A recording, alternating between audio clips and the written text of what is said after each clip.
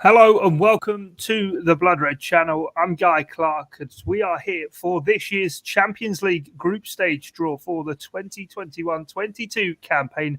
Alongside me, our Blood Red writer Matt Addison and Kiefer, MacDonald, regular contributor to the Liverpool Echoes online offering. Gents, I hope you're both well. And it's kind of one of those moments in the calendar, isn't it? Each year, I come to you, Matt, where you sort of look ahead to Champions League group stage draw day, because then you know what to expect through the rest of the autumn. And it's the return of the Champions League. We're all excited for it. We absolutely are, yeah. It's the biggest competition, isn't it? It's the one that you look forward to. It's the one that you mark down well in advance in your calendar, because you know that there'll be a couple of big teams in there.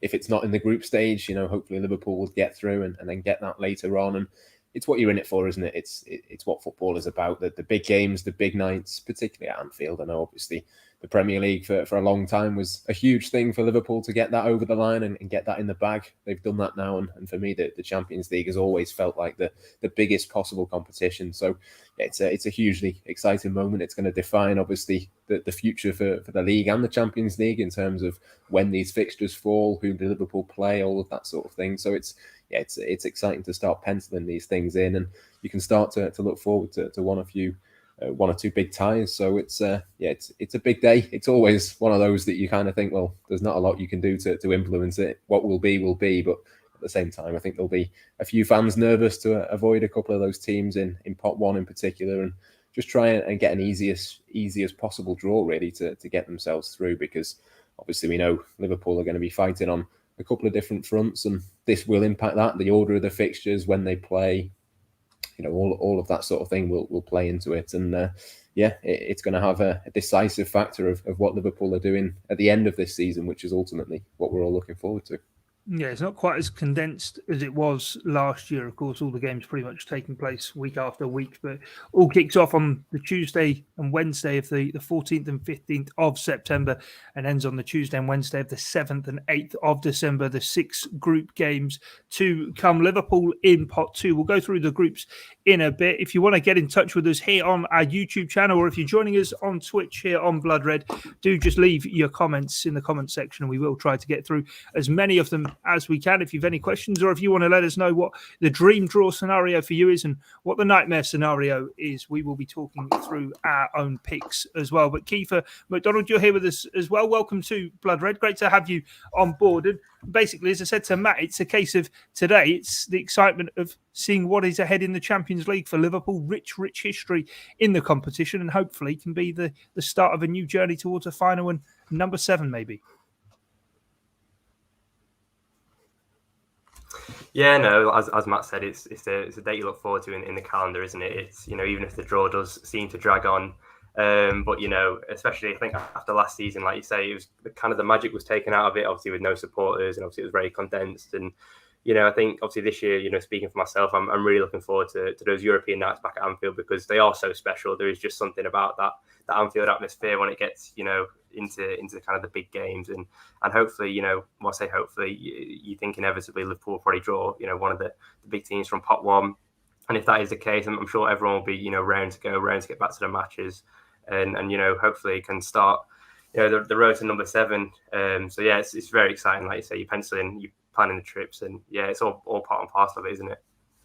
Yeah, most definitely. Right, let's talk through then the pots. Let's have an early look at those before we get into a bit of deeper Champions League discussion. Liverpool are in pot 2, but pot 1, Chelsea, the Champions League winners, of course, Bayern Munich, Manchester City, Atletico Madrid, Inter Milan, Sporting Lisbon and Lille, all the domestic winners of the top 6 ranked European nations, as well as Villarreal, the Europa League winners from last season. Of course, they beat Manchester United in that final. That's a look at pot 1 then. So Liverpool can draw any one of those sides, apart from, of course, the domestic sides, Chelsea and Manchester City. It does get a bit more complex, but for now, that's where we'll leave that. Let's have a look at pot 2 then, because that's where Liverpool are. So it's Real Madrid, Barcelona, Juventus, Manchester United, PSG, Liverpool, Sevilla, and Borussia Dortmund. Of course, Liverpool can't draw any of those because that's what pot they are coming out of. As for pot 3, in there, we've got the likes of Red Bull Salzburg, of course, who Liverpool have had recent group stage history with Porto, plenty of recent Champions League knockout ties with them. Ajax, RB Leipzig, who the Reds faced in the last 16 of last season's competition. Atalanta, Zenit St. Petersburg, Benfica, and Shakhtar Donetsk, who needed extra time to get through their qualifier with AS Monaco last night. And pot 4 then, these are normally dubbed as the Minnows. But look at that right at the top. AC Milan, giants of European football. They're back in the Champions League, and that is where they find themselves. Club Brugge, Wolfsburg, Young Boys, Malmo, FC Sheriff, the Moldovan side featuring in the tournament for the very first time, as well as Dinamo Kiev and Besiktas of Turkey. So those the 4 pots from which the teams will be drawn. As we say, Liverpool can't take on any of their domestic rivals, only Manchester City and Chelsea. That would apply to being in pot 1, United joining Liverpool in pot 2. And then basically the same. So, for example, if Bayern Munich were to be in Liverpool's group, they then wouldn't be able to draw RB Leipzig from pot 3 and so on, Wolfsburg in pot 4. But we will have to kind of see how we go through the course of the draw, which is still going to be a bit of time off. We'll be talking you through it. And I can let you know now that, Matt, you'll be shouting out the names of the teams as they come out, as we find so often in these draws that we go through at the moment from Istanbul, where the draw is being taken place. They are just sort of going through the regular pre-draw chats. But looking at those pots as we just did then, Matt, pot 2 to me looks more like it's got the Giants in. Yeah, I mean, exactly that. I think you look at those teams, and obviously we know that pot 1, I'm not quite sure when it changed, but it was a couple of years ago, wasn't it, now that they changed it? So pot 1 is the teams basically who've won their leagues last season. So obviously a few big teams, Paris Saint-Germain being one of them, for example. They didn't win the league in France. Not quite sure how that happened, but that means they're obviously in pot 2. Juventus, Barcelona, Real Madrid. I think there's a lot of teams in there that you probably wouldn't fancy. And then you look at pot 1, someone like a Sporting Lisbon or a Lille or someone like that. I mean, you'd certainly rather play them than one or two of the teams in pot 2. So, yeah, look, I mean, Liverpool would rather be in pot 1 because that would mean that they'd have won the Premier League last season. But I think it's not a bad time to not be in that pot, and it will make it slightly easier for Liverpool in this group stage. So look, you want to come up against Real Madrid, Barcelona, Juventus. You want those teams, but I don't think you necessarily want them in the group stage. I think you want to save some of those games for later on in that competition. And I'm sure we'll come on to it later, but you know, looking at Liverpool last season, we know that the reasons why they struggled a little bit and didn't maybe do what they would have wanted to do in the Champions League. But I think as long as no freak injury situation takes place this season, they'll be very much up there and competing. And I know we spend a lot of time, and we did spend a lot of time this time last season saying, you wouldn't fancy Paris Saint-Germain, you wouldn't fancy Barcelona. I'm pretty sure all of those teams around Europe will be looking at Liverpool, particularly with Van Dijk and Gomez back and all the rest of it. They'll be looking at Liverpool and thinking the exact same thing. I think if you're a team in pot 1 and you're looking at pot 2, you probably put in Liverpool right up there as a team that you don't want to face. So I don't think we should forget that either. But yeah, whatever the draw brings for Liverpool, they'll be confident. They'll be ready to take that on and try and get through. And I'm very confident whoever they get, they'll be able to get there because they are absolutely one of the favourites for this tournament. As without kind of being, I suppose, condescending even to the sides in pot 1, Kiefer, you look at a few of those names in there, notably the likes of Lille and Inter Milan, who did well to win their domestic leagues last season. But since then, change of manager and change of players aren't maybe quite the prospect that they were last season. So Liverpool would probably welcome those kind of sides. Yeah, I think as Matt says, obviously, the teams like PSG didn't win the league last year. Obviously, you have to be kind of good to topple a side like PSG, whether that was down to their own downfall. But obviously, there was a huge part of Lille being a really good side last year that obviously played into them winning the French league last year. But, as Liverpool, you're probably looking at them, like you say, like Inter Milan, they've lost Lukaku, they've lost Hakimi. Obviously, they've kind of had a semi fire sale this summer. So you probably are looking at those as your kind of weaker sides, even your Sporting Lisbons, I think it was their first title, wasn't it, in 20 years last season. So you're looking at them and you're thinking, yeah, they've obviously got there on merit. You're not in pot 1 for no reason, but you are eyeing them up if you are Liverpool. And I think as Matt makes a really good point as well, you do want to be playing the big sides, but I think for Liverpool at the minute, especially, when you're trying to get the likes of Van Dijk and Gomez maybe back to full fitness and maybe trying to bed in Konate as well, you're probably looking at maybe getting games where you can afford to rotate. The last thing Liverpool want to be doing is having to field Van Dijk twice a week. Especially in the early months of the season, you want to save that. To kind of the run in or the second half of the season when you really do need to, because obviously the nature of his and Gomez's injuries, you don't want to be risking anything. But at the same time, like with Konate, you do want to get minutes in the bank against decent opposition. So I think, Liverpool, the sides that they do want to face, and it will be the likes of, Sporting Lisbon, Inter, Lille, even Villarreal. I think they finished 7th in La Liga last season. So yes, they did obviously beat United in that kind of freak Europa League final. I think it was it 13-12 on penalties or something, wasn't it? But you are probably looking at them as maybe in normal times they'd probably be a pot 2 or a pot 3 side. So I think Liverpool would definitely be hoping to draw one of those names out of the hat. Yeah, most definitely. Just to bring you up to speed with where we are at the moment, the UEFA President's Award is being handed out, and that, of course, this year going to the Denmark captain Simon Kjær and the medical respondents who helped save Christian Eriksen's life during the summer's Euro 2020 tournament. So that is where we are at the minute. The draw, of course, will be coming up. We will be bringing you reaction to it here on the Blood Red channel. But Matt, let's talk then. Who are the favourites? Let's talk Champions League winners, and before it's all begun, we do it with the Premier League. Let's do it with the Champions League. Throw out some bold predictions that we can always come back to, clip up and share with you once we see how the tournament goes. A lot of people talking up PSG. They're in Liverpool's pot. They didn't win the French title last year, but certain acquisition of a Lionel Messi means a lot of people can't see past them. Yeah, and not Lionel Messi alone either. Gini Wijnaldum, Donnarumma, Sergio Ramos, all of the other names that you can throw in there. It's not been a bad summer for them. I know the word free transfer maybe doesn't quite cover it properly, but they've got a really, really good team. And I think someone like Sergio Ramos, I think obviously he's a brilliant footballer, but he's maybe got something that Paris Saint-Germain haven't had in the past, and that is that he's been there, he's done it, and he's won that competition, plenty of times before. So I think that the quality and the experience that they've brought in, even with someone like a Wijnaldum, obviously he's been there and done it with Liverpool. They've brought in top quality players, but they've also brought in players that have been there and won the competition in the past. And I think that's important. I think there's a bit of pressure on them. I think there's pressure on Pochettino. I think if you get Messi, you get all of these other players, you have to deliver.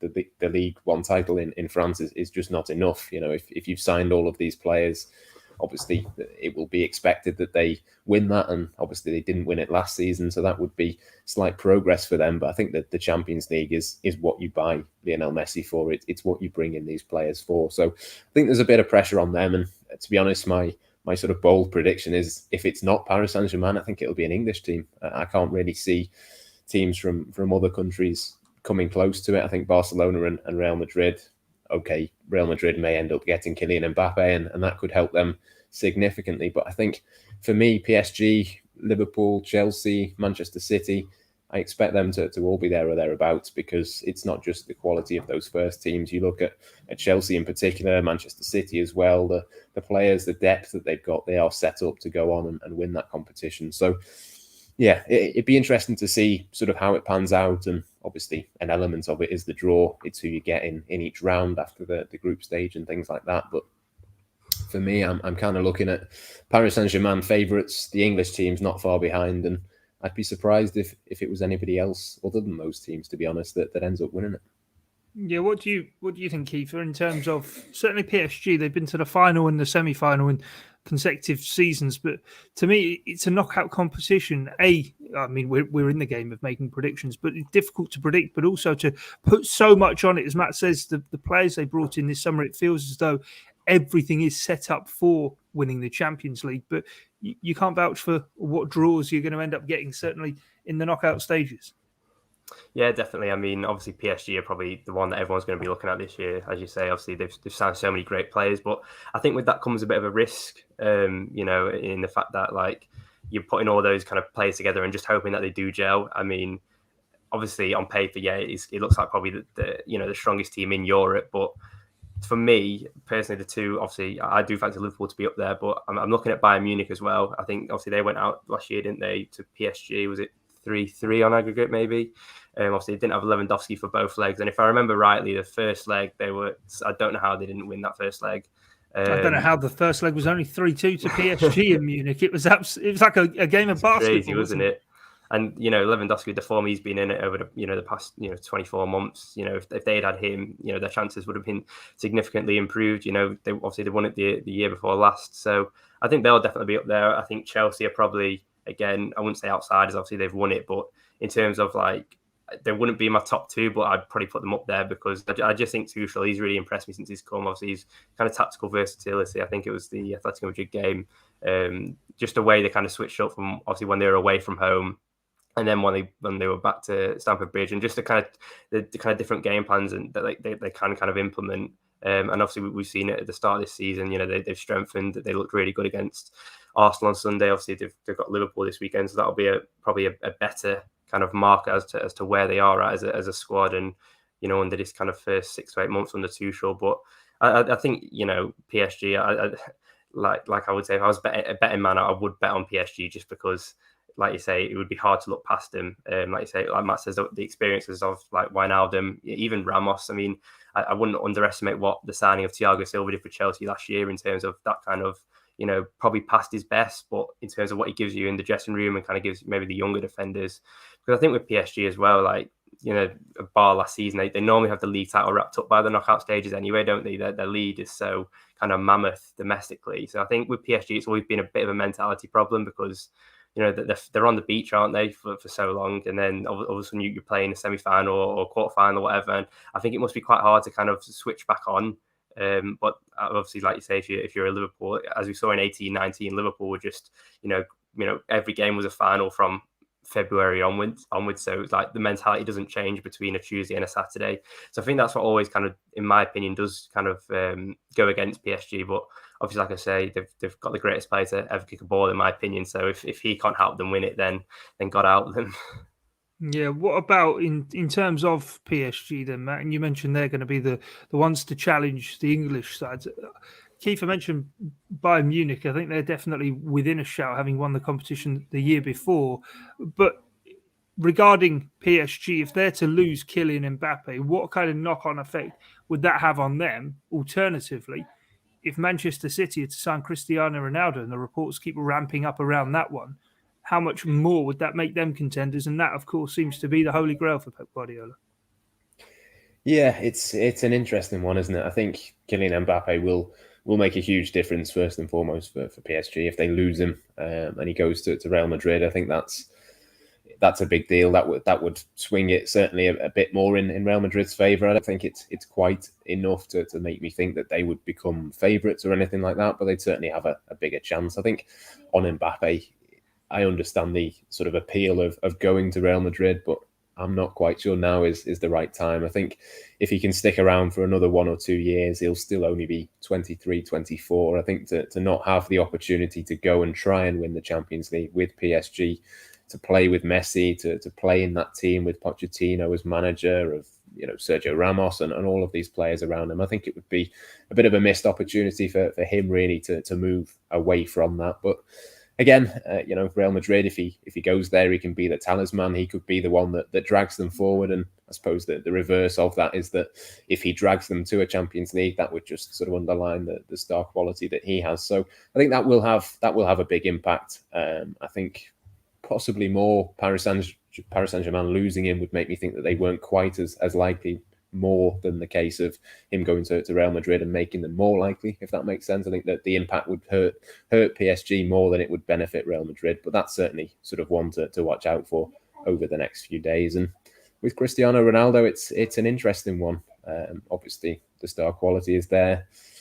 The big games, the big moments he tends to be there for, but I just look at him at Juventus last season. It didn't quite work. They've obviously been prepared to move him on. It didn't work for them in terms of the league title. I know there's other issues other than how you fit Cristiano Ronaldo in. I think there's issues in terms of their management, their recruitment, the wider strategy that they've employed over the last 2 or 3 seasons. But I'm just not quite convinced that Cristiano Ronaldo fits at Manchester City. And do you not? I know it sounds like incredible to say it, and you'd think that Pep Guardiola could find a way, but I just don't quite. Maybe it's just because it just seems so alien, obviously, the Manchester United connection and all of that stuff. But I don't know. I suppose you can put him up there and he'll score, 2 goals and not kick the ball for the rest of the game and win you the Champions League. And that's what Cristiano Ronaldo can do. But I don't know. He doesn't quite fit into the system for me. And I don't know. It might be a bold shout, but I think I'd be more scared of Manchester City if they'd have got Harry Kane than if they'd got Cristiano Ronaldo. You're nodding along, Kiefer. What's your take on that? My jaw nearly hit the ground. No, I can definitely see where Matt's coming from. I think the thing with Manchester City is if you are offered the chance to sign Cristiano Ronaldo, and especially obviously, there's talk of no fee or a very minimal fee, maybe 20 million or so. I think in terms of Manchester City, it kind of sums up football in the modern day, doesn't it? I mean, that's a no-brainer for them. Whatever age Ronaldo is, really, what you get off the field in terms of a marketing capacity is probably driving the deal more so, because if they're going to end up giving him, I think, 250,000, 300,000 pound a week, it's, as Matt said, it's, if you go off kind of how he was at Juventus last year, it's a bit kind of, doesn't really make that much sense. It's very short term. Obviously, it makes sense on Ronaldo's part. I mean, if he guides Manchester City to a Champions League, if he can get them over the line, then obviously it just kind of solidifies kind of his status as, maybe, especially that he'll probably have to topple PSG in the way. It's going to be another shootout between him and Messi. So I can completely see from Ronaldo's point of view. But as I said, as Matt said, I think if they'd got Harry Kane, it would have been a lot more scary, because obviously it's something that probably more long term, even though Harry Kane is 28 or 29. But just in the fact that I think he's more of a Guardiola player, I just think you'd maybe struggle to get, going the other way for Ronaldo, which is obviously what Guardiola likes, kind of similarly to Klopp. But obviously he will improve them. Obviously he's a better finisher than Gabriel Jesus, what they've got at the moment. But I mean, it'd be interesting to see if it gets over the line, if it does happen. I mean, if you had told me this a week ago, I'd probably just about recovered from the Messi saga. So to be saying that Ronaldo is going to be coming to the Premier League, it's just crazy. So yeah, we'll see what happens. But I mean, obviously, no doubt it will improve them. But I just don't know if it's maybe the most sensible thing to do. It's the style for me. I just, when you think of Pep Guardiola, you think of pressing, you think of intensity, you think of someone like a Bernardo Silva or Kevin De Bruyne playing up there because they can link play, they can do all of this other stuff. And Cristiano Ronaldo is very, very good at what he does. Obviously, of course he is. You don't need to sort of say that, but he's almost the opposite. He won't be involved in any of the other play. He's not going to drop deep or defend or chase or harry. He'll just put himself in the box and provide that final touch, the final finish, the penalty, the free kick, whatever it might be. That's what his game is about. And it just sort of goes against, I think, what Manchester City are all about. And look, as I said before, to the byline cutbacks, is that not everything he's built to do? I don't know. I think it's harder than you think to just put him in. I think the fact that Juventus, did they finish 4th last season in Serie A? As I said, I know there's other issues to sort of talk about with them, but it's not quite as easy as you just plug him in and it all works. I think he's not a PlayStation. You've got a very different forward there compared to what Pep Guardiola would work best with, I think. And I don't know, it just doesn't feel quite right. And maybe as I said, that maybe that's just because it just, you'd never imagine him in a Manchester City shirt. You always sort of picture him with Real Madrid, with Manchester United, with those sorts of teams. Maybe it just doesn't feel right that way. But I think tactically there's a big question to be asked there. And that's without going on to the sort of longevity of it. I mean, it's a 1 or 2 year thing, isn't it? If he doesn't win the Champions League with Manchester City, if Pep Guardiola doesn't win the Champions League with Manchester City, again, we talk about PSG in this same sort of situation. There's a big pressure on these teams. They've spent a lot of money. They've got the big players, the big managers. If they don't win the Champions League, I think it's very much a failure. There's a lot of pressure on them to get it right this season. Well, it seems as though Pep Guardiola has made noises about this will be his penultimate season anyway. So 2 years left to try and win the tournament. Anyway, where we're at to with the draw, the special guests for this year's draw, Branislav Ivanovic and Michael Essien, have been introduced now. I'm sure we'll have the awards for the FIFA men's best player, the best coach, the best forward, midfielder, defender and goalkeeper for both the men's and women's games still to come before the draw gets underway. So it could still be some way off. I'll say it before you do, Matt. Branislav Ivanovic copied my hairstyle, not the other way around. We're 25 minutes into our broadcast here. We've not spoken about in too much detail Liverpool's chances of winning the competition, reached back-to-back finals only a couple of seasons ago, and from that have by and large kept the same squad together. We said before about a few of those domestic champions in Pot 1, Kiefer, that they'd lost a few of their players and managers. Liverpool have got it all back together. It feels as though they're now back to full strength. Surely they've got a good chance. Yeah, I mean, there's been a lot of noise, isn't there, especially domestically, of people kind of writing off Liverpool or maybe not including them in the chat of, winning the Premier League. And it's kind of the same with the Champions League. I haven't heard that much noise really of, people expecting Liverpool to do well, which seems quite bizarre considering, how the quarterfinals last year. I mean, okay, probably should have beaten Madrid, probably beat Madrid if you've got your full strength 11. Or your full 18 even. But I mean, it's kind of a bit of a reverse, isn't it? A lot of teams have been picked off this summer in terms of transfers and, maybe been forced to sell and maybe kind of peaked last summer. But with Liverpool, it feels like last year was their blip year, obviously not through fault of their own, but obviously due to kind of external circumstances. And obviously now, we've already seen the impact that Van Dijk has made in kind of his, 6 weeks back, even in pre-season games, just a kind of aura. I mean, I hate using the phrase, but he is a new signing, isn't he? I mean, you can't deny it, what he gives you.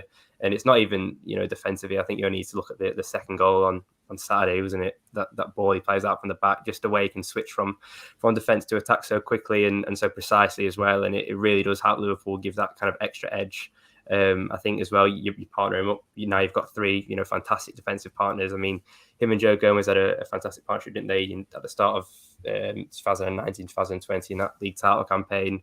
It was him and Matip for the Madrid year, wasn't it, when we won the Champions League? And then obviously now you add Canate into that kind of mix, and you've got you kind of building what Manchester City have in terms of options, and that's kind of what brings you success, isn't it, in domestic competitions or European competitions. It's where you can go far and continue to rotate, because that has been Liverpool's problem, obviously, apart from maybe the 2018-19 season where they somehow kind of were playing on both fronts until the very end. You wouldn't really expect Liverpool to do that, but now it feels that they could, field two very, very strong 11s. Okay, maybe not at the level of Manchester City or so, but certainly enough to kind of rotate on a Saturday and a Tuesday or a Wednesday and a Sunday kind of thing. So, yeah, I mean, I don't see why anyone would kind of write Liverpool off at this stage. But I mean, it's if we've seen, Klopp loves playing as underdogs. He said it numerous times. He's kind of always been the chaser in his life, always been the underdog. So, yeah, I don't think that'll be any concern to him. I think he and I think the rest of the probably the squad know what they're capable of. As you say, it was only 2 years ago that they won the Champions League. 2 years ago now. God, I forgot what year we're in. But yeah, 2 years ago they won the Champions League, and the kind of run they put together for that.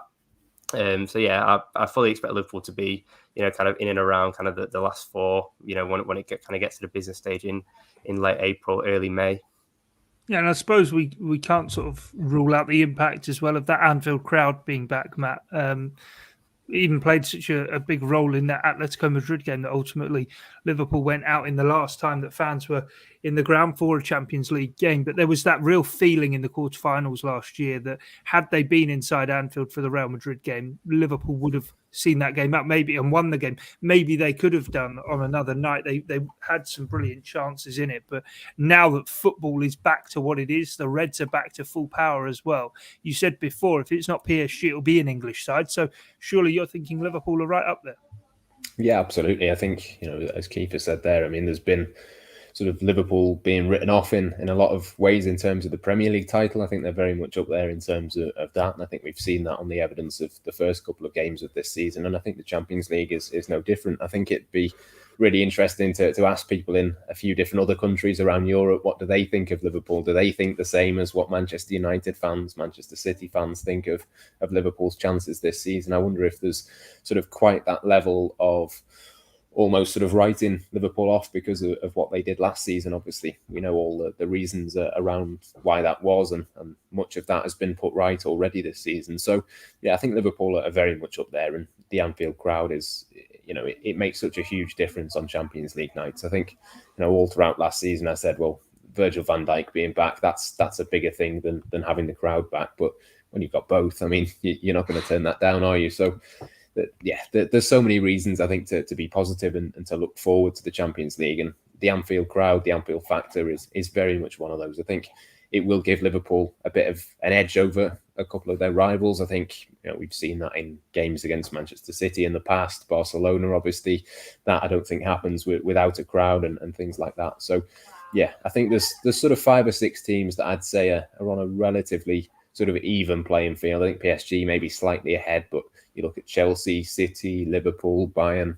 It could just be that, something as simple as the Anfield crowd just gives them that little bit of an edge at the right time. And that ultimately could be enough. So, yeah, it's great to have them back. I think that the first group game will be in about, 3 or 5 weeks, depending on whether Liverpool play home or away first. But, yeah, it's going to be one to savour. As much as Burnley at the weekend was brilliant, I think the first Champions League match, that'll be a real special moment.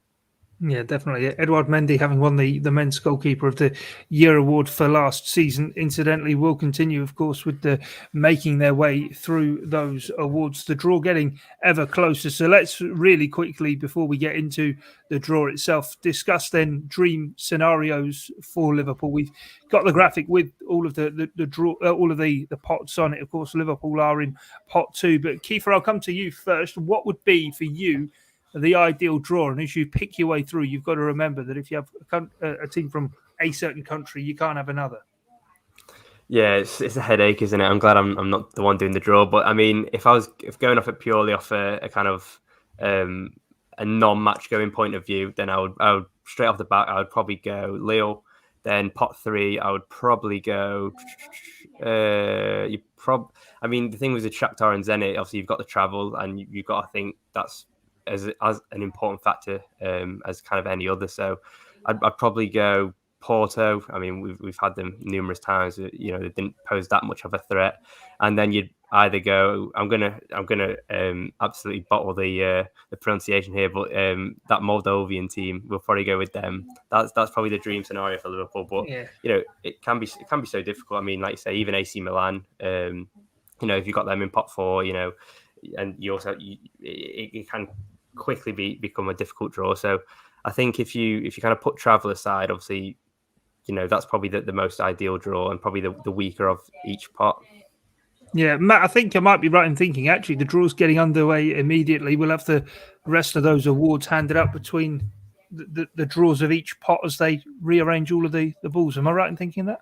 Yeah, they're doing a similar sort of thing as what we're doing at the moment. Not quite saying which would be each team's ideal draw, but going through each of the teams in the pots. And I'm sure they'll do a very lengthy explanation very shortly as to how all of this works, because it is very, very complicated, isn't it? It's almost not worth explaining how it all works. Just do it. You just wait till it all finds out. Keep exactly. it simple, yeah. Let the experts take care of it.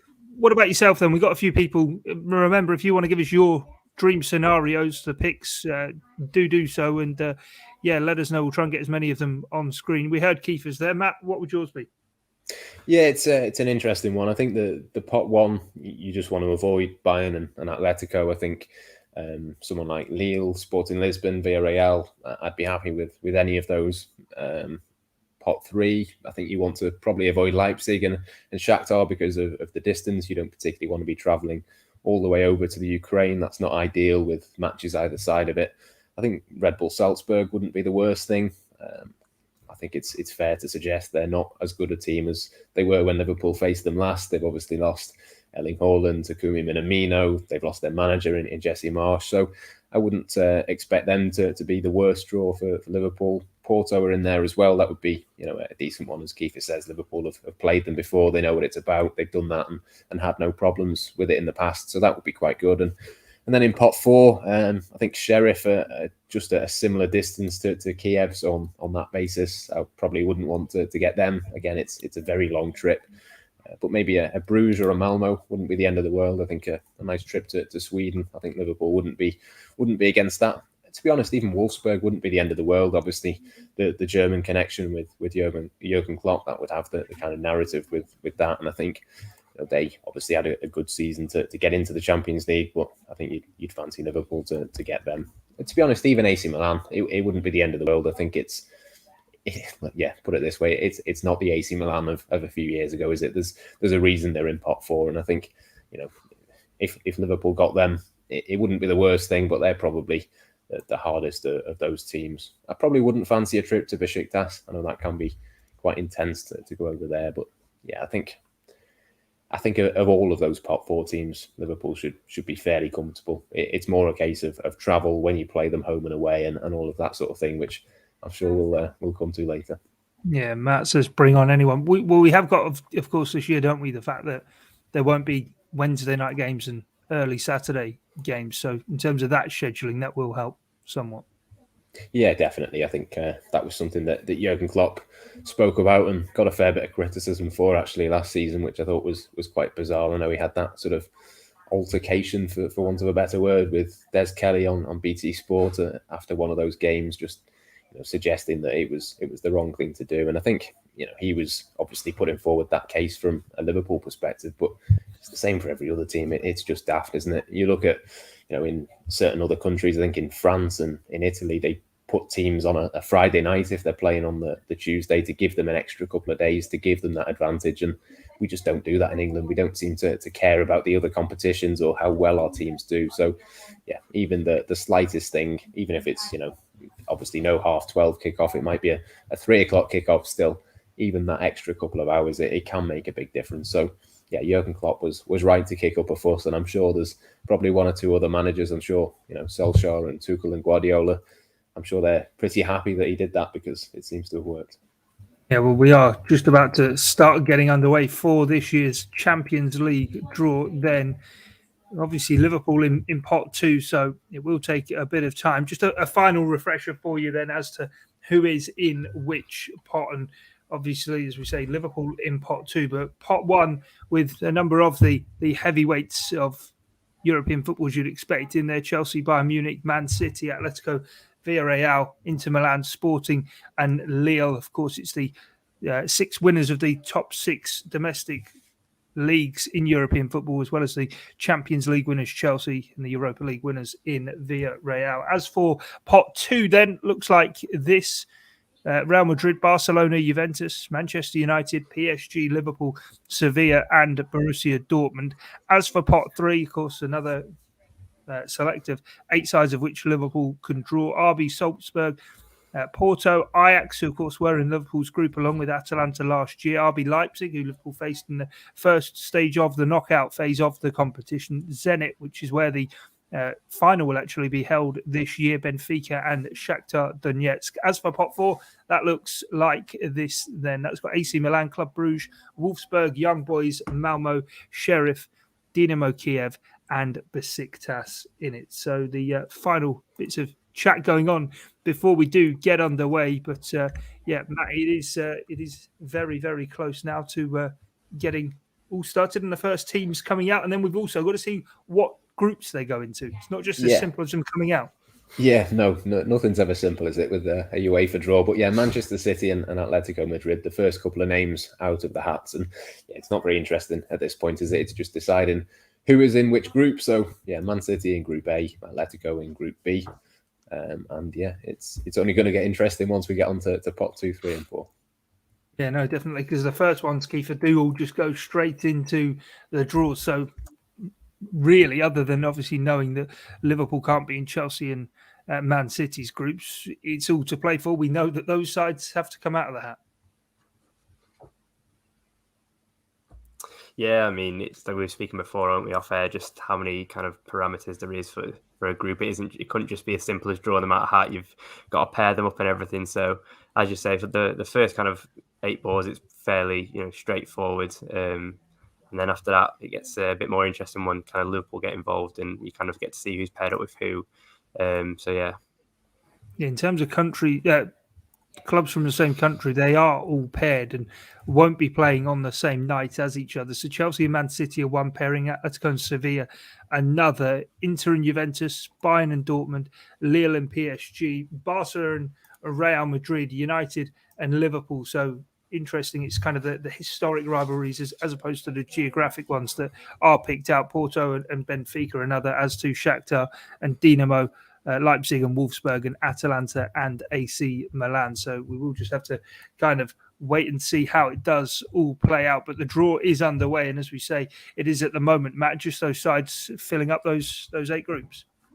Yeah, we're still on to pot 1. So Inter and Villarreal have just come out of the groups now, and yeah, it's just a case of waiting, isn't it? I mean, I think there's already a couple of names there that you'd quite fancy. I think we spoke, didn't we, about Villarreal before. I know they obviously got to the Europa League final last season, but I don't think that would be the worst draw in the world for Liverpool to get. And it's interesting, of course, obviously, seeing how all of this sort of pans out and which sort of groups come where, because it will affect things. It will sort of impact later on in the tournament. Obviously, if you get a couple of big hitters in the same group, maybe one of those might drop out and things like that. So it is important. But yeah, we just have to be a little bit patient for the next couple of minutes or so, and then Liverpool will be in the next pot to be drawn out.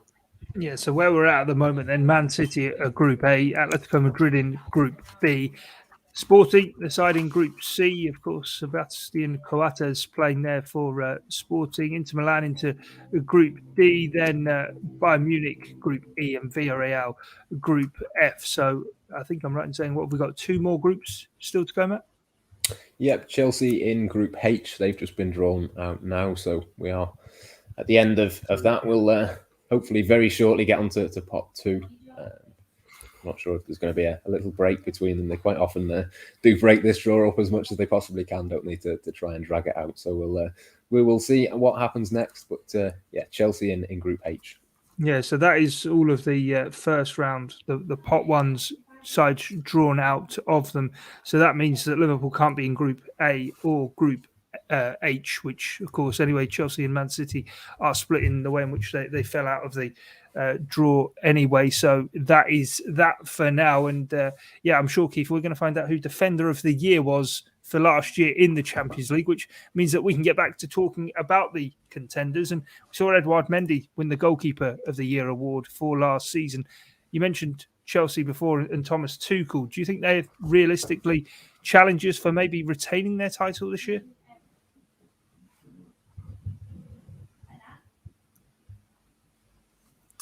I always think it's quite hard to challenge retain a Champions League. I mean, obviously we saw with Liverpool. Obviously it was in difficult circumstances.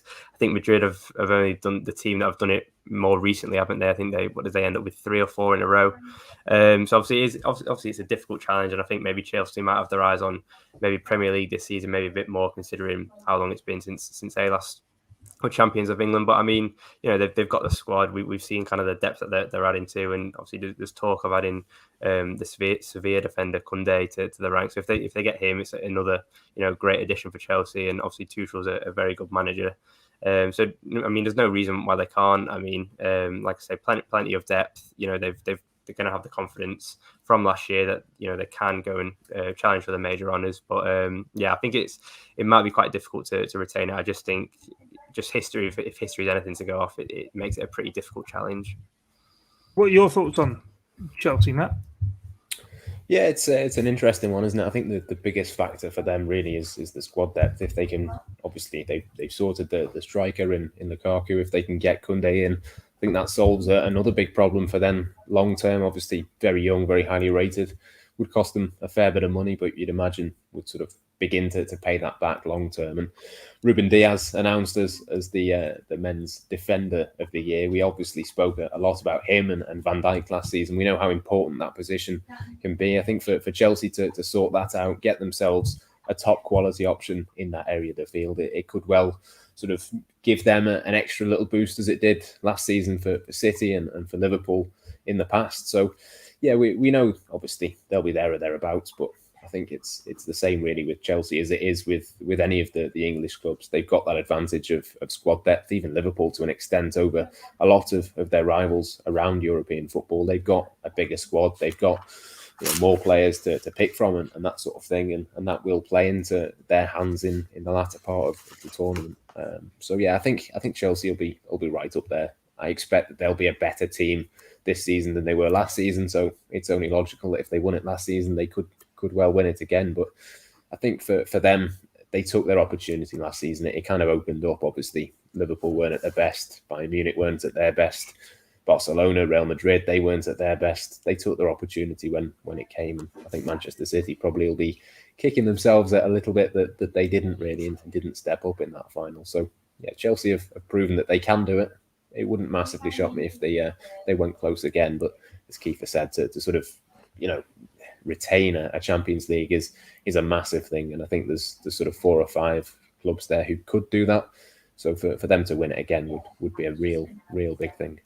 Yeah, now we see the giants of Pot 2 coming out. Obviously, just to quickly fly through those. Obviously, it is Liverpool's part. Liverpool, United, Borussia Dortmund, Sevilla, Barcelona, Real Madrid, PSG, and Juventus. So Liverpool will be steering clear of a number of them. And Matt, you are just a touch ahead. So once you see the sides start coming out, you can just give us a shout, because as we say, this is Liverpool's one. Yep. It started already. Borussia Dortmund, the first team to come out. So I think I'm right in saying that they're going to draw a pot number for them. So it's not that they'll go into just pot A. It's a case of drawing out which one, I believe. But Borussia Dortmund is the first one to come out. It was mentioning those pairings before. They can't be in the same half of the draw as Bayern Munich. So they will go into one of A, B, C, or D. So that will be where Borussia Dortmund will be placed. And we'll wait to Borussia Dortmund see. In Group C. Group C for Borussia Dortmund. So, Kiefer, Sporting Lisbon and Borussia Dortmund starting nicely for Klopp's former side at the moment. Yeah, it's not a bad draw, is it, for them? I mean, it leaves Lille. Obviously, they couldn't get in the second half, but I mean that first half of the draw, A to D, does seem a bit of the big hitters one. So I'd probably like to avoid that if possible. I mean, you just have a look at there into Lisbon, Dortmund, Atletico, and City. I mean, I wouldn't really want to be playing any of those if Villarreal and Lille were on offer. So fingers crossed, it's those two for Liverpool, or one of those two. Who we had next out, Matt? No one yet, but they are still making their way across to the balls. You forget about how much walking they've got to do, these guys. I mean, it's a long podium, isn't it? Yeah, it's a long podium. For the likes of, I suppose, Branislav Ivanovic and for Michael Essien, we've had Real Madrid out, so wait to see where they go into. But obviously, Liverpool won't be with it. We are just awaiting in this pot, essentially, Matt, for Liverpool to come out. Yeah, so it's Group D that they will go into. So Group D, Real Madrid, was that? Yeah, with Inter Milan. So that's an interesting one for them, because that is two historically big sides of European football, which means that the only group in that half of the draw, the top half of the draw, that Liverpool can now go into is Group B, and that would be with Atletico Madrid, no less, Matt. Yeah, wouldn't fancy that necessarily. I think that'd be one that you'd quite like to avoid, but Liverpool are next out in the hat, so Liverpool have been drawn out next. So we await the walk from one end of the podium to the other to try and find out who they are. But yeah, Liverpool are the next ones out. Yeah, Kiefer, it's Atletico, Bayern Munich, Villarreal, or Lille for Liverpool. Who's your pick? Very quickly. Who do you want? I've got a horrible feeling it's going to be Atletico Madrid. Horrible feeling. Well, Michael Essien's just about to open up the ball, so we will very shortly find out who it is. Yeah, for Michael Essien. Yeah, we'll have to wait and see who Fate it is. In his hands. Draws. And it's exactly. Group B. It's Group B. It is Atletico Madrid then. Kiefer, what are you saying? You jinxed it. I had such a horrible feeling. It just fits into the narrative, doesn't it? Obviously, with fans coming back and kind of it's very full circle. I was saying it to my brother earlier. I mean, it'll be nice to try and get one over on them. I'm sick of the wonder now, to be honest. You'd probably, after winning the Champions League, they probably want to leave it there for a couple of years, maybe go back. But I mean, it is what it is. It'll be a really tough test. I mean, you don't win La Liga if you're not a good side, and obviously, they've got the addition of Luis Suarez now, so I'm sure he'll get a lovely cold Anfield welcome, just like he did the other year. So, plenty of narratives in there for people to write about and hang on to. But difficult draw. Yeah, the next one has come out. PSG in with Manchester City, so that will be a potential Ronaldo against Messi if that deal gets done. But certainly a couple of big hitters in that one as well. Yeah, so it is that top half of the group that is now kind of complete already. Man City and PSG, Atletico Madrid and Liverpool, Sporting and Dortmund and Inter Milan and Real Madrid. So very, very interesting stuff. And as you say, Matt, that narrative, if Ronaldo is to go to Man City, him v Lionel Messi in 2 group stage games, as well as potentially later on in the tournament too, we maybe not going to have to wait as long as many people first would have anticipated. No, it's it's a big tie, that, isn't it? I think it's one of those that you do look forward to, and it's good, isn't it? In the Champions League, you do get these big games. It's not sort of a group stage which is boring, and you get loads of ties. You do get these big hitters in with each other, and I think we'll see that, especially this season. Obviously, we've spoken about pot one being weaker than pot two, and I think that sort of plays into that sort of thing. So, yeah, it's a few big hitters. And talking of which, Juventus are in with Chelsea in Group H. So another big tie to look forward to there as well. Yeah, I might be wrong in saying this, but off the top of my head, I think Juventus may well have been in with Chelsea when they won the Champions League the previous time in the 2012-13 campaign. I've got a feeling those two were in the same group. But yeah, Chelsea getting Juventus. Kiefer, what do you think? Yeah, like you say, I just remembered that Oscar goal from 2012. If you remember it, when he absolutely wrapped it round. But yeah, it'll be a good tie. That, I mean, I'm sure Lukaku will fancy himself. He's played against Juventus a couple of times. I mean, same time as Matt says, Juventus aren't what they once were, especially if Ronaldo seemingly head out the door. But again, they've got some exciting players. Obviously, Chiesa is there for another year, isn't he? If he makes that permanent. But yeah, like Matt said, I think due to the nature of pot one and pot two this year, there was always going to be some big hitting games, and that's what you want to see as a neutral. I think, especially after the year we had last year. So with fans back in, it will just make it that even bit better. Yeah, Barcelona, the next one's out, Matt. Yeah, Barcelona and Bayern Munich, it looks like in the same group for them. So again, it's another brilliant tie, something to look forward to. Sevilla have just come out of the hat as well. I think there's a fair few teams that would quite like to have got them, to be fair. But yeah, I think for the neutral, there's been some absolutely brilliant sort of games picked out so far. Man City, PSG, you look at that. Barca against Bayern, just big teams. And yeah, Lille and Sevilla in the same group. So I mean, which means that Manchester United will be in with Villarreal. So yeah, that'll be a repeat of they'll be very Europa happy League with that, final. I'm sure. Yeah, it's a repeat of the Europa League final as well that Manchester United lost, incidentally. So on paper, it might look kind to them, but yeah, they have recent history with them. So that is sort of pot two concluded. Then where we are at the minute then with the groups is Man City and PSG make up Group A. Group B is Atletico Madrid and Liverpool. Talk about that a bit more shortly. C, Sporting and Dortmund. D, Inter and Real Madrid. E, Bayern Munich and Barcelona. F is Villarreal and Manchester United. G, Lille and Sevilla. And H, Chelsea and Juventus. At the moment, Group G probably looks the most open with Lille and Sevilla in there together, Kiefer. But Liverpool, it is all about those two games with Atletico. At least, I suppose the only consolation is they're not knockout games. Yeah, I mean, I always didn't mind Atletico prior to 20, whenever it was 2020. I always actually, preferred them out of the kind of the Spanish trio. But I mean, after the dark arts, just the way they execute them, that night at Anfield, they were even in the first leg in Spain, they're just something else, aren't they? I think Simeone is just the way what he drills into them, and you could see especially in extra time when Liverpool were chasing those couple of goals, just how resolute they were. There was no cracks opening in that defence. But then it's one of them. I thought on the night, cast your minds back to that night. I thought Liverpool were the better team for large parts. I mean, they were really unlucky to kind of go out. You kind of, you don't want to pin it on individuals, but mistakes did cost Liverpool that night. I mean, I think Robertson hit the bar late on, didn't he, with the header. It wasn't a performance that scared me from Atletico Madrid. It was more just very streetwise, and it was just in hindsight, it was one that Liverpool kind of were left to kind of rue the chances they missed, because I think, especially, who scored the first? Was it Wijnaldum scored the first, wasn't he? I'm sure we had a flurry of chances just after half time, and I don't know how we didn't put them away. But I mean, Liverpool are more than capable of beating them. They'll be just as scared as facing Liverpool as we're maybe cautious of facing them. So yeah, it should be, as you say, two good ties, and thank God there's nothing at stake in terms of knockouts, because that won't be too great, would it? No, as we got the comment on screen, at least it won't be a round of 16 game, Matt. I think a lot of people are happy about that. And N'Golo Kante, incidentally, the midfielder of the year. So 2 of the 3 awards so far having gone to Chelsea. But your thoughts, Matt, on Atletico?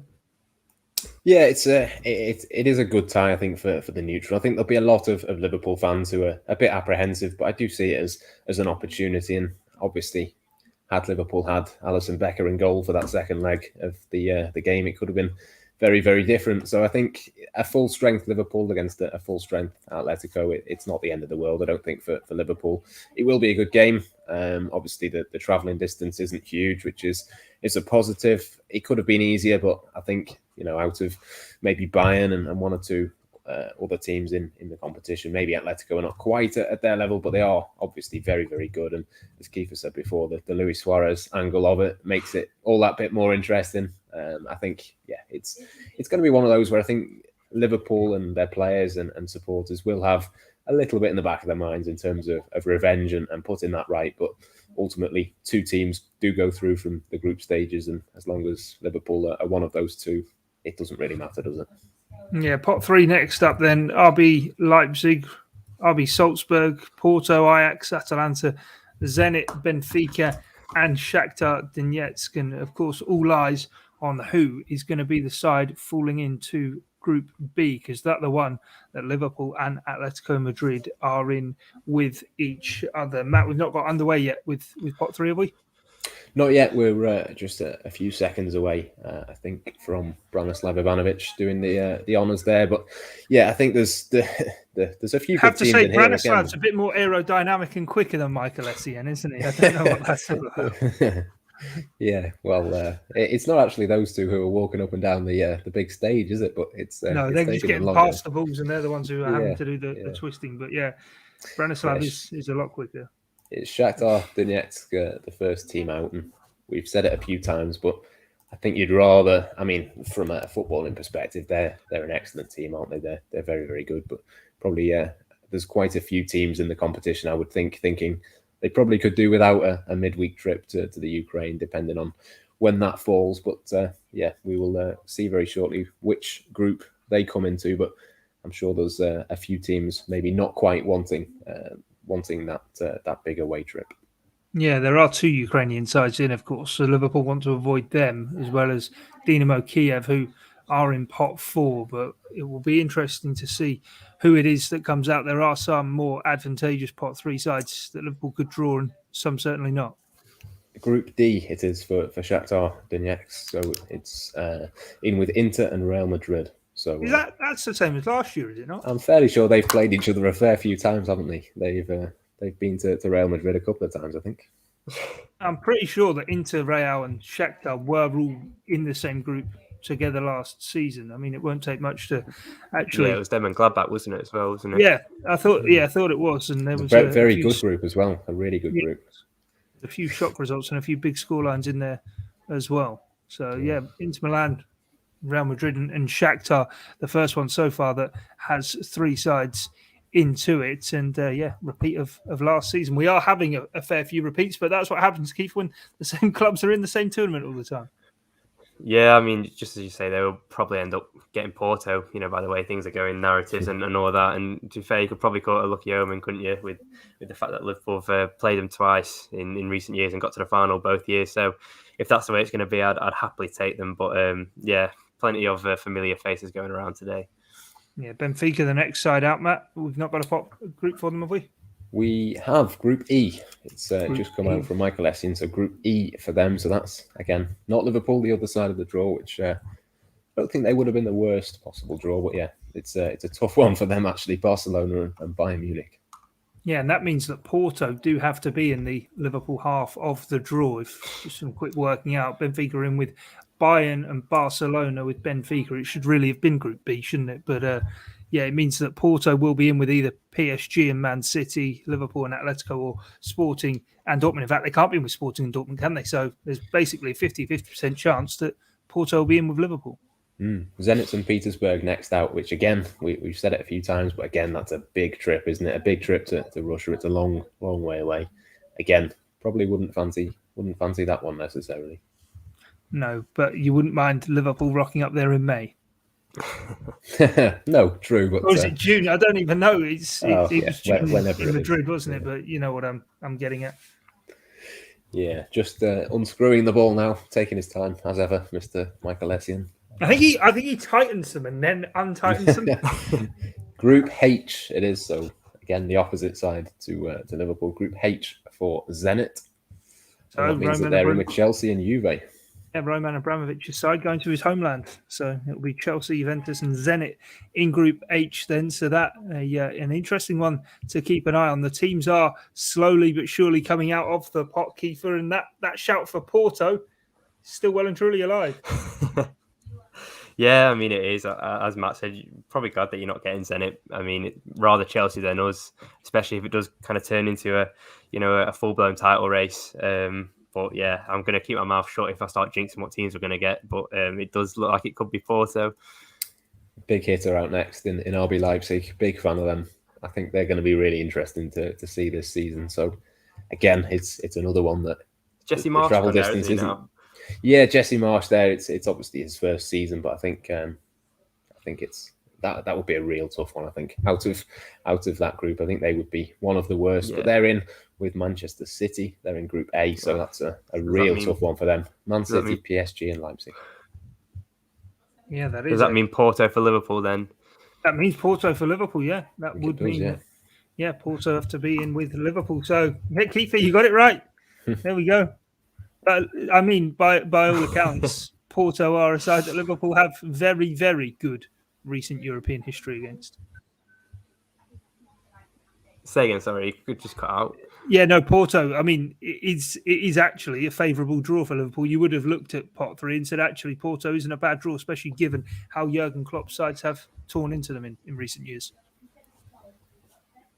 Yeah, I think it's one of those, there's with the two teams Liverpool have got so far, you know plenty about them. Liverpool will know plenty about them. Jurgen Klopp will know plenty about them.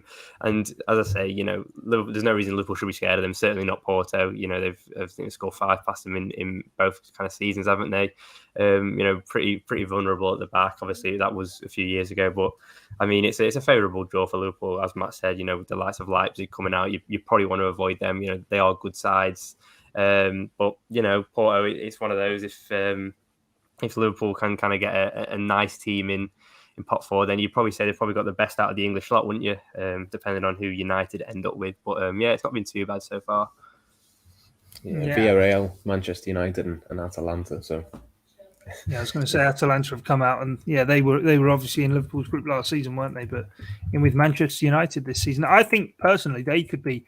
You were saying before about RB Leipzig. I think Atalanta, they don't just seem to be a flash in the pan. They actually seem to be a side who are sticking around a bit, albeit they have lost a few players to Spurs this summer.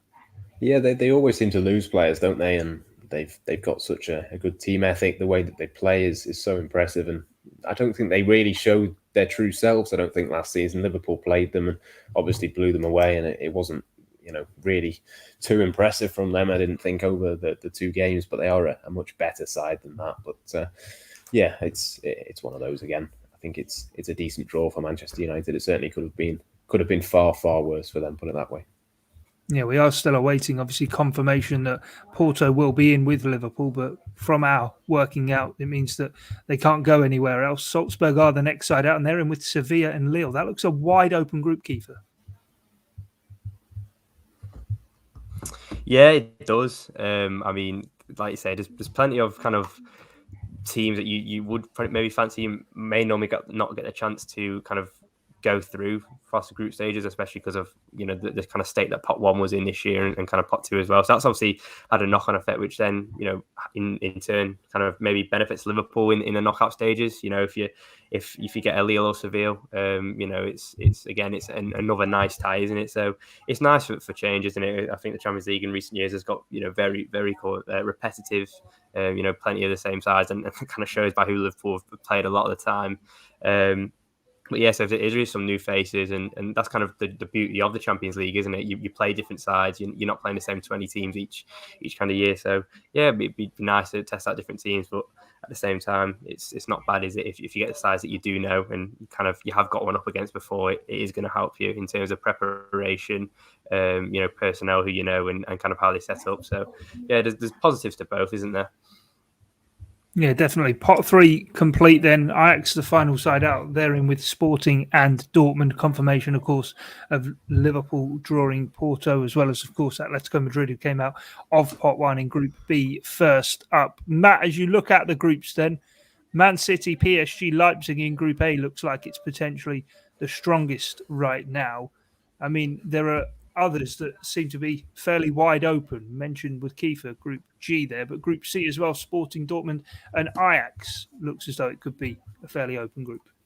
Yeah, I think it's a really interesting interesting group, that one. I think Sporting will fancy themselves. You look at Dortmund and Ajax as well. They're not necessarily teams that you'd have nailed on to go deep in the competition, sort of half an hour or so ago. But you look at that now, and they've got a real chance if they can get through and get a decent draw. I think there's a good chance that they can move forward with that. So, yeah, I think for those teams, it opens up an opportunity for them. I think certainly someone like a Dortmund. Again, new manager, they've lost Jadon Sancho. They've sort of had a little bit of upheaval. We don't know how long they're going to be able to keep hold of one or two other key players, Erling Haaland being one of them. But yeah, it's one of those where I think they will very, very much think that they've got a chance to get through probably within 4 or 5 games, give themselves a bit of a rest. They've obviously got a Bundesliga title race to be getting on with as well. So it's certainly an interesting group, that one. And yeah, at the other end of the spectrum, you look at Group A. That's probably good news for Liverpool, really, in terms of the Premier League title race. If Manchester City have got PSG and RB Leipzig to be looking forward to, then possibly, as much as they've got a huge amount of squad depth and all the rest of it, maybe that can give them a little bit of a distraction and put them off a couple of league games. So yeah, I think it's not been too bad in terms of City and Chelsea, of course, as well. We mentioned Zenit before. It's a long way for them. Juventus, that's a big tie. Obviously, Liverpool have got their own task to be getting on with, and Atletico Madrid is no easy game, put it that way. But I think they can look at one or two of the other English teams. Not Manchester United. They seem to have got it fairly nice, let's be honest. But I think certainly City, you'd look at and think that maybe there's a bit of a distraction sort of on the horizon for them. Yeah, and we've just been talking about Borussia Dortmund and Erling Haaland winning the striker of the year, or forward of the year, as it is. And now we're looking ahead to pot 4. So the sides in pot 4 coming out will be Besiktas, AC Milan, Club Brugge, Wolfsburg, Young Boys, Malmo, Sheriff, or Dynamo Kiev. What we know so far in terms of the pairings is Dynamo Kiev will have to be in groups E to H. That's certainly one of those. And AC Milan are paired with Atalanta, which means that they'll have to avoid the half of the draw that they're in, which means it could well be AC Milan with Liverpool at the moment. There's a 25% chance of it. Trying to work it all out can be an absolute nightmare. But after a few have come out, Kiefer, you soon begin to piece together where they can go. Yeah, there's plenty of narratives, isn't there, so far? I mean, if AC Milan get thrown into there, I mean, at least you've got plenty to write about and plenty to talk about in the build. It's a kind of each game. There's plenty of mini stories there. But I mean, as Matt said before, even if Liverpool were drawn against AC Milan, maybe the harder the teams in pot 4, it won't be the end of the world. As Matt said, they're not the AC Milan they were maybe 12, 13 years ago. They are kind of getting back up there. I think it's the first time they've been in the Champions League since 2014, is it? So obviously they've kind of got themselves back in there. It will be a challenge, but you'd fancy Liverpool if they did get AC Milan thrown into that group of Atletico Madrid, Porto, and themselves. You'd fancy them to certainly be looking for top spot. I don't think that changes anything. Yeah, Young Boys, the first side out from pot 4. Let's keep an eye on Mystic Kiefer's prediction of AC Milan, shall we? Tentatively mention them in Liverpool, so we'll have to see how it goes. Have we got a group yet for Young Boys, Matt? We do. Young Boys in Group F. So that's Villarreal, Manchester United and Atalanta. So again, I've said it before, it's a very nice looking group, I think, for Manchester United, that one. Talking of Mystic Kiefer, I've got to give a shout out to Ian Doyle, who tweeted at 12:07 this afternoon. He said, look out for the Champions League draw later, even though we all know Liverpool will get Atletico Madrid, Porto and Malmo. So he's got 2 out of the 3. So if we get Malmo, we'll know who to thank. Yeah, no, we'll have to keep an eye on that. But Manchester United's group, then the first one complete. A Europa League final replay with Villarreal to look forward to. They also face Atalanta, who Liverpool drew last season, and Young Boys as well. So, that the first group to be completed. Next team out of the hat, Matt, is... I don't know. You've caught me off guard there, but we will very shortly find out. I always enjoy these draws. Besiktas was the team you were looking for. The other side will come out just getting to grips with the ball now, so we're not too far away. And what was it, 2007, Kiefer? Liverpool beat them 8-0 at Anfield? Group C. Yeah. So groups, it was that. Yeah, so that's Sporting, Dortmund and Ajax. So again, a group that still looks absolutely wide Very open. Definitely. Won't be a repeat of that 8-0 at Anfield. But the second group to be completed, which now means the chances of that draw with AC Milan increase even more, don't they? Yeah, they can't go in with Inter Milan. It's a 50% chance now. AC Milan. Yeah, I wouldn't mind AC Milan, to be fair. I mean, it would be a shame if there was no away fans, because I've been meaning to take the San Siro off for a good amount of time. But I mean, it'd be nice to welcome to Anfield, wouldn't it? I mean, they are a side with, like I say, with rich history, and like I say, it'd be something different, a different side. We've got plenty of familiar faces in Group B already. It'd be nice maybe to get a new one. And it is AC Milan in Group B. AC Milan in Group B, so that is it. Liverpool's Champions League draw is confirmed. Atletico Madrid, Porto, and AC Milan in with Liverpool. Liverpool, of course, you don't have to throw back that far for Champions League history with AC Milan. Of course, 2 finals in the mid-noughties, one of which in Istanbul, where the draw incidentally has taken place. Maybe, Kiefer, it was fate all along. Yeah, I'm kicking myself that I didn't pick the lottery numbers for tonight or something. It's good form from me there. But yeah, no, like I said beforehand, it's a reasonably nice group for Liverpool, isn't it? I mean, you only have to look at Group A, and really Chelsea's group as well. I mean, okay, Juventus aren't what they were, but even the travel to Zenit is probably not ideal for Chelsea midweek, especially if it kind of gets into that marginal gains in terms of in a title race with Liverpool and the likes of Manchester City. So, I think Liverpool will be relatively happy with that. Apart from Porto, it's all pretty mainland Europe, isn't it, as well? So it's not too bad either. It's probably it's one that I predicted, but certainly probably near enough a perfect draw. Would that have been Mattin sort of, I suppose, dreaded scenario, really? Atletico Madrid was certainly one of the stronger sides in Group A Liverpool could have got. Porto, I mean, all of the sides in Pot 3, I actually think Liverpool probably would have fancied coming up against. And in Pot 4, AC Milan certainly were the big hitters everyone was talking about, but you're playing the team, not the name. Yeah, exactly. You're playing the team, not the name, and it's not a huge away trip, is it? It's not that far away, which I think is hugely important, particularly when we sort of work out in a couple of hours' time when all of these fixtures are going to get played, whether it's home and away first, things like that. I mean, that again will come into it when Liverpool play each of these teams. I don't quite know the order and sort of that thing and how they work all of that out. But I think, yeah, certainly in terms of the distance, you're looking at it and you're thinking, well, Spain and Italy and Portugal, it's fairly nice sort of away trips, isn't it? It's not huge sort of things that you're dreading traveling to Russia and places like that once or twice that, a couple of these teams in the competition will be looking at. So, yeah, it could have been worse. And I think Liverpool should have fancied themselves no matter who they got. But, given the draw, I think they'll be reasonably happy, I think, with that.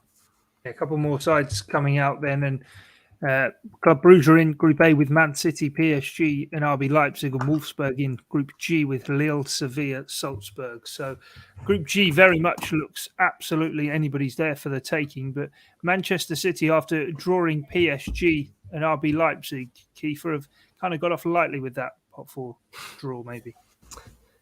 Yeah, I mean, it's going to be one hell of a group. That, I mean, you'd probably pick.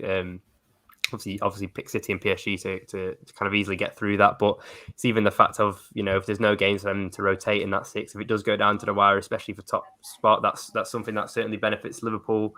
And as I said before, it's all about those marginal gains, isn't it? Especially if, they are bringing in someone like Ronaldo. Liverpool are going to have to kind of maybe pick up points elsewhere and kind of, get one over on them in different departments. But yeah, I mean, it'll be one that I'll be eagerly watching. I think everyone will be. I mean, it will be a fantasizing tie, that City versus PSG, especially if it is another edition of Ronaldo versus Messi. So yeah, it's not a bad draw for the neutral, is it?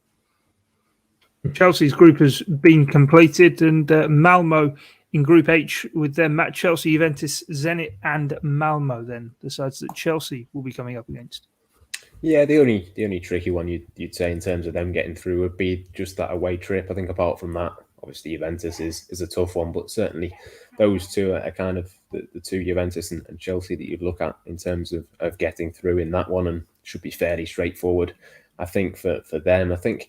I know the sort of the reaction just looking on Twitter then of Liverpool fans saying, well, it's maybe one of the hardest possible draws. I think it's still on paper easy enough that we spoke before about making changes, maybe bringing in a Konate or a Gomez potentially for these games. I think it's, Porto and teams like that, you can make a couple of changes and it wouldn't be the end of the world. So I don't think it's one of the harder ones that Liverpool could have got, but it's still okay. It's still fine. And as much as Liverpool would have liked it to have been a little bit easier, I think you look at sort of Manchester City with the teams that they play, they've certainly got it harder, I think, in my eyes, than what Liverpool have. Yeah, no, and we've got the draw completed now then. Sheriff for the final side out in with Inter Milan, Real Madrid and Shakhtar Donetsk, and Dinamo Kiev in there with Bayern Munich, Barcelona and Benfica into Group E. So the draw having been concluded, and it looks like this. Group B, where all eyes focused for us here on Blood Red: Atletico Madrid, Liverpool, Porto and AC Milan. Group A is Man City, PSG, RB Leipzig and Club Bruges. C, Sporting, Dortmund, Ajax and Besiktas. D sees Inter Milan playing Real Madrid, Shakhtar Donetsk and Sheriff. As for E, that is the aforementioned Bayern, Barca, Benfica and Dinamo Kiev. F is where Manchester United are there with Villarreal, Atalanta and Young Boys. G sees Lille, Sevilla, Salzburg and Wolfsburg face off. And H is where reigning champions Chelsea find themselves with Italian side Juventus, Zenit and Malmo. That then the full and completed draw for this season's group stage of the Champions League. It all, of course, kicks off on the 14th of September or the 15th for Liverpool. We'll have to wait and see if it's a Tuesday or Wednesday fixture. First up for the Reds. But that concludes our offering here on the Blood Red channel as we brought you the live Champions League group stage draw. Liverpool in Group B, along with Atletico Madrid, Porto and AC Milan. My thanks goes to Matt Addison and Kiefer MacDonald. From myself, Guy Clarke, thanks for joining us here on Blood Red. It's bye for now.